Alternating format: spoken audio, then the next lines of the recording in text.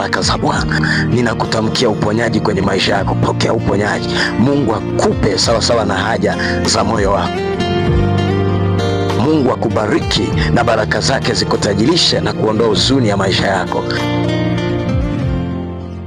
Maandiko yanasema, jihadhari usije ukamsahau Bwana Mungu wako kwa kuto kuzishika amri zake na hukumu zake na sheria zake ninazokuamuru leo.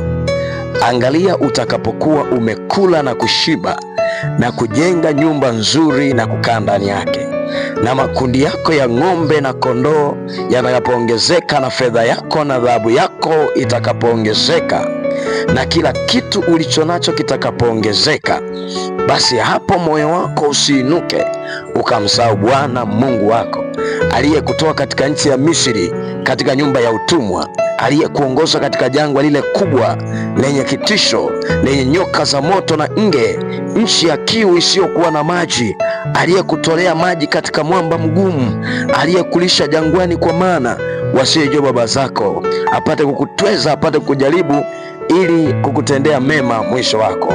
Hapo useme moyoni mwako, nguvu zangu na uwezo na mkono wangu ndio ulionipatia utajiri huo, bali utamkumbuka Bwana Mungu wako, maana ndiye akupaye nguvu za kupata utajiri, ili alifanye imara agano lake alilowaapia baba zako. Bwana asifiwe. Biblia inasema kwa habari ya kuto kumsahau Bwana, anasema moyo wako usiinuke wakati ambapo vitu vitakuwa vikiongezeka kwenye maisha yako.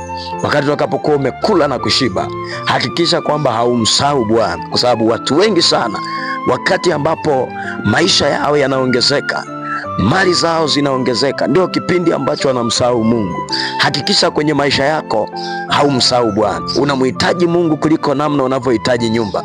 Unamhitaji Mungu kuliko namna unavyohitaji gari. Kipaumbele cha kwanza cha maisha yako awe ni Mungu. Mungu akiwa wa kwanza kwenye maisha yako, atakubariki, maana Biblia inasema ndiye atupaye nguvu za kupata utajiri. Ninakuombea kwa Bwana kwamba Mungu akupe nguvu za kupata utajiri mwezi wa pili katika jina la Yesu Kristo.